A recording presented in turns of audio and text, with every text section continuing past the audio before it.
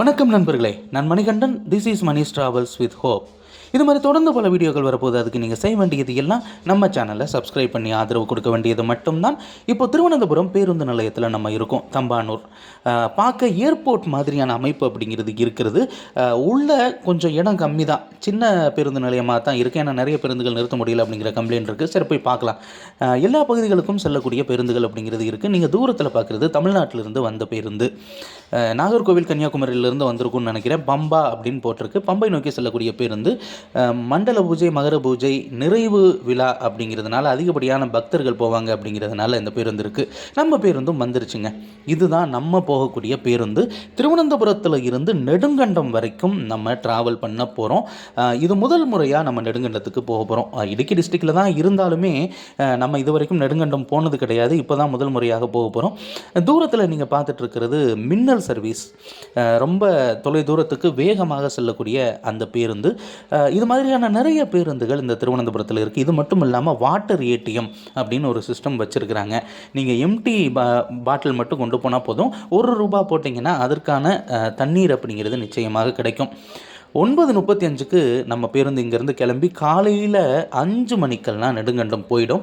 ஆனால் பேருந்து போனது லேட்டுங்க, கிளம்புனது லேட்டு. காரணம் என்ன அப்படின்னா எல்லாமே ரிசர்வேஷன். இது ஏதோ பண்டிகை கால நிறைவு அப்படிங்கிறதுனால நெடுங்கண்டம் போகிறதுக்கு எல்லாமே வெயிட்டிங்கில் தான் இருந்தது.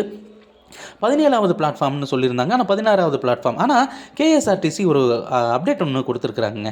நீங்கள் ஏதாவது ஒரு பேருந்தில் புக் பண்ணீங்க அப்படின்னா அரை மணி நேரத்துக்கு முன்னாடி அதனுடைய கண்டக்டர் நம்பரு உங்களுக்கு கிடைக்குது. அப்படி நமக்கு நிதின் அப்படிங்கிறவருடைய நம்பர் கிடச்சிச்சு. கால் பண்ணி பஸ்ஸு போகிறோன்னு கேட்டால் பஸ்ஸு நிற்கிதுன்னாங்க. 16வது பிளாட்ஃபார்மில் நின்றுருந்தது. பஸ்ஸும் கிளம்பிருச்சு. இந்த பஸ்ஸானது ஆயூர், கொட்டாரக்கரா, கோட்டயம் வழியாக இயங்கக்கூடிய பேருந்து. கட்டப்பனையும் போகும்.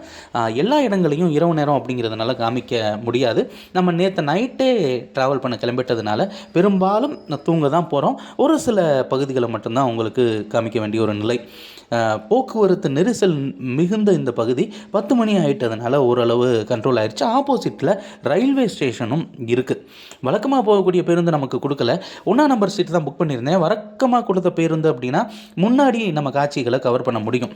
இது டீலக்ஸ் பஸ் அப்படிங்கிறதுனால சீட் அப்படிங்கிறது உள்ளே தள்ளி வந்துருச்சு. திருவனந்தபுரம் நகரத்தில் இருந்து இப்போது நம்முடைய பயணம் அப்படிங்கிறது போயிடுச்சுங்க. அதே மாதிரி நீங்கள் கோவளம் பீச்சை சுற்றி பார்க்கணும் அப்படின்னா நிச்சயமாக இந்த ஈஸ்ட் போர்ட்டு பஸ் ஸ்டாண்ட்லேருந்து உங்களுக்கு பேருந்துகள் அப்படிங்கிறது இயங்குது. ஏசி பஸ்ஸில் ₹50. அதே நார்மல் பஸ்ஸில் போனீங்க அப்படின்னா ₹25 வரைக்கும் வாங்குகிறாங்க. கொட்டாரக்கரா அப்படிங்கிற இடம் இப்போது நீங்கள் பார்த்துட்ருக்கிறது கொட்டாரக்கரா பேருந்து நிலையம். கவர்மெண்ட் பஸ்ஸெல்லாம் பேருந்து நிலையத்தை எதுவாக யூஸ் பண்ணுறாங்க அப்படின்னா டிப்போவை தான் பேருந்து நிலையமாக யூஸ் பண்ணுறாங்க. பெரும்பாலான இடங்களில் தனியாருக்கு தனியாக பேருந்து நிலையம், அதே மாதிரி அரசு பேருந்துகளுக்கும் தனியாக பேருந்து நிலையம் அப்படிங்கிறது இருக்கிறது. இது தேசிய நெடுஞ்சாலை.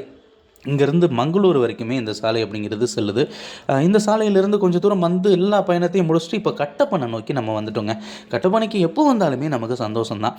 குளிர் அதிகமாக இருக்குது அப்படிங்கிறதுனால நம்ம ஜன்னல் கண்ணாடியை ஓப்பன் பண்ண முடியலை.